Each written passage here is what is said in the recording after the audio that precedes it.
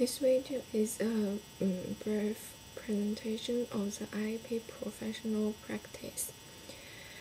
I'm doing the project in Griffith University, and my supervisor is Dr. Chi. Our project is to analyze the impact of the long-distance commuter line on our environment. The specific traffic line which would be analyzed in our project is a part of the freeway M1 between Brisbane and Gold Coast. The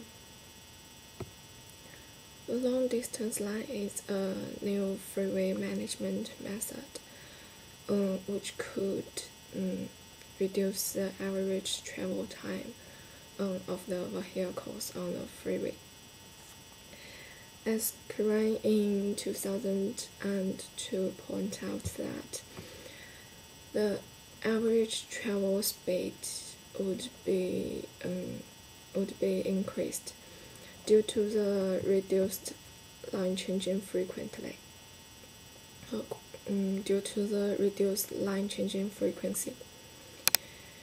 And the long distance line is a design way which uses this method. For example, in our research,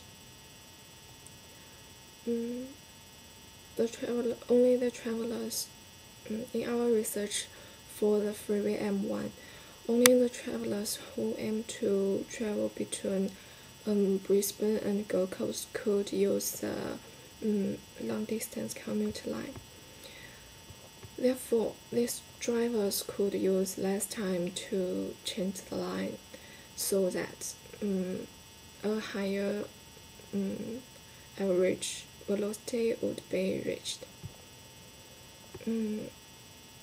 Long-distance lines are not only could change the average speed and the travel time on the freeway, but also it could change the vehicle's emission.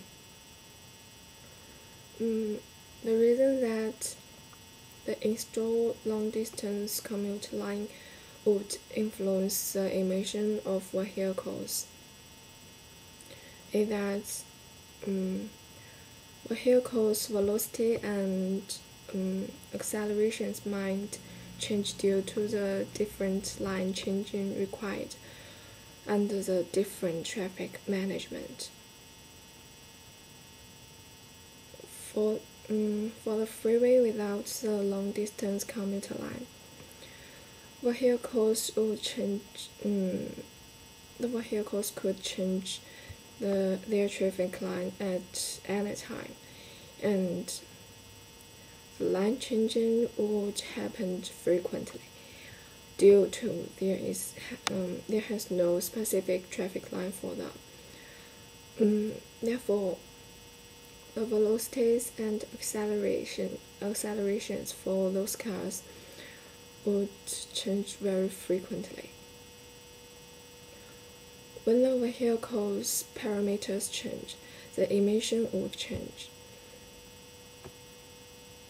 Therefore, to analyze whether the long-distance commuter line would reduce the emission of vehicle to provide a positive impact on the surrounding environment or not is very necessary. In our approach, we decide to analyze the impact based on estimating the carbon dioxide emission volume, which the carbon dioxide is the main gas which correlates to the greenhouse phenomenon. The emission model tool we used is a comprehensive model emission model, which is a microscope emission model. At the beginning, we found there has two kinds of models that we could use to estimate the emission rate of the vehicles. One is the microscope models, and the other one is the macroscope model. The reason why we choose the microscope one is that the microscope model. The reason we choose the microscope model is that we aim to calculate the emission based on the vehicle's velocity and accelerations. But for the macroscope model, they estimate the emission based on the vehicle's types or user age. As Mexico's in 2013 mentioned that the microscope model emission model could provide more correct result of estimating the vehicle emission due to it consider more about the vehicle's micro characteristics. Therefore, the comprehensive model emission model is more suitable for our research. After decide the emission model, we try to use the MATLAB software to create a calculation procedure to estimate the emission of 3,000 vehicles, which all of these 3,000 vehicles velocities and accelerations are selected on the freeway M1. After the preliminary calculation, the results show that the carbon dioxide emission of the vehicles with the long-distance commuter line on the freeway with the long-distance commuter line is greater than that without the long-distance commuter line. Based on our research, the reason that the long-distance commuter line could lead more emission volume is because the